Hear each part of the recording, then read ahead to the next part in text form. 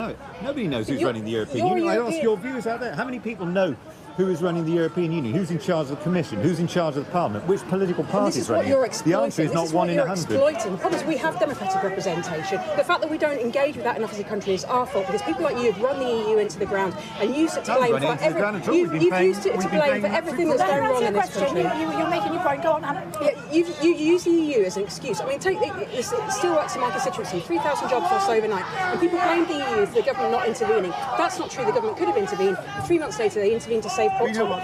Your ERG group have been running the EU into the ground for years and years, blaming it for everything from immigration to everything that's wrong in this country. When actually what people were angry about in 2016 is 8 years of austerity, 8 years of underfunding into our NHS and our public services, rising unemployment, high unemployment in areas like mine, and you exploited that for your lifelong irritation and obsession, which is with the European Union. Irritation or obsession. I believe that Britain would be better off outside the European Union. I find it bizarre that you're saying that we'll lose jobs if we leave the European Union, but at the same time, hang on, let me just finish. At the same time, you're also saying that there won't be enough people to fill all the jobs available if we leave the European Union and we don't have a visa scheme. So, you know, there are massive contradictions in the arguments that you're actually putting forward.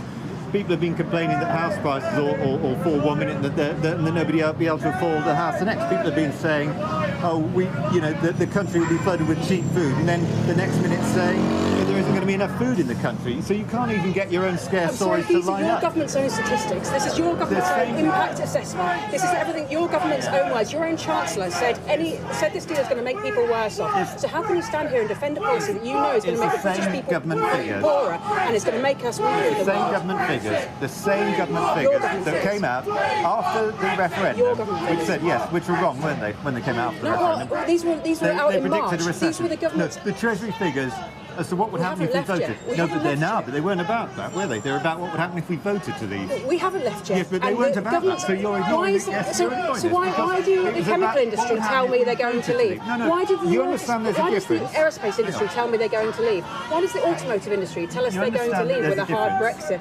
Don't patronise me. Why are they saying this? Because they know they can get... Because they're telling me. Experts and then as soon as I are telling question you on them... No, I know you've had enough of experts. You rush forward. You've had enough of experts. Let's go back to a point you made. These are the business experts. Let's go back to a point you made, okay? The Treasury published figures as to what would happen. Your government published figures, yes. My government's Treasury published figures as to what would happen if we voted to leave. Not if we left, but if we voted to leave. And those figures were wrong, weren't they? Well, I haven't seen those figures. Listen, you haven't seen the figures. I can tell you what figures I have seen. I'll tell you what figures I have seen. Your government says my economy, my regional economy is going to be disadvantaged. You're rushing off again. No, you're interrupting me. 16% impact on the economy of the North East, which is already hardest. I have a youth unemployment rate that is 2.5 times the national average. Are you telling me that a hard Brexit is going to get my young people into work? It is not. It's going to lose our chemical industry. It's going to lose our automotive industry. It's going to lose our aerospace industry. And my constituents who work hard in manufacturing didn't vote for this. They didn't vote to be worse off. They didn't vote to lose their jobs. They didn't vote to be poor. So you didn't see the Treasury more figures? Inequality between the North East and London. You didn't look at the figures that came out of the Treasury?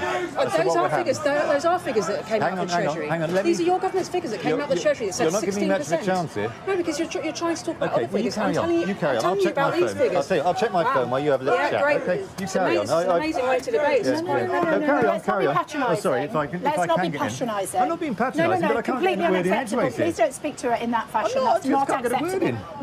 You've had more than you've had more. You've had 50% each. You carry on. Thanks for joining us, David. We really appreciate it. Thank you very much. Very nice. Walking in front of the camera, excellent. Sorry, Anna. So you were talking to me about he has some serious points to make. Absolutely, and I understand this is a lifelong obsession. People have been driving these figures, but for me, I live in the real world, which is the world of my constituents. We lost 3,000 jobs overnight with our steelworks because of a decision by the government.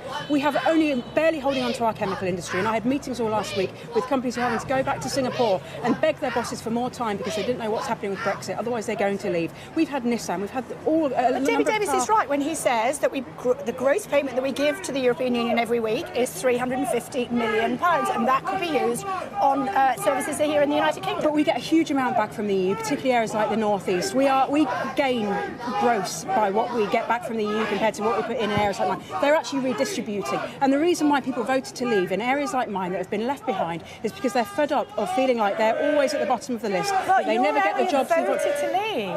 Absolutely, but they're changing their minds. And when I talk to them, this isn't what they voted for. They voted because they're angry and they're fed up and they're less affected, and they wanted people to listen to them. But they are realising now that what they're being promised is nothing like what they had they were given in 2016. They're nervous about their jobs. They're nervous about their... But it is. I've seen a 9% swing in my constituencies. Some will still vote the same, but many are changing their minds. And I think if we're Democrats, let's go back to the public.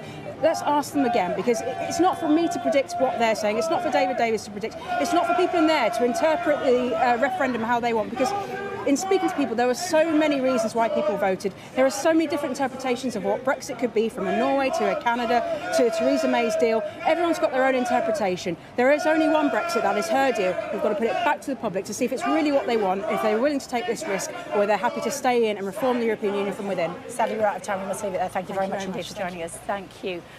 Sky News, of course, has been campaigning for an independent commission to organise leaders' debates at general elections. More than 125,000 people have signed the petition and added their voice to the campaign, which means MPs will now debate the petition in Parliament. That will take place on the 7th of January, the first day MPs return to Parliament after the Christmas recess. So if you want to get involved, skynews.com/make-debates-happen and sign the petition. Still to come on the programme for you, Theresa May under pressure for MPs to vote on Brexit options. But will the Prime Minister give way? Stay tuned for more.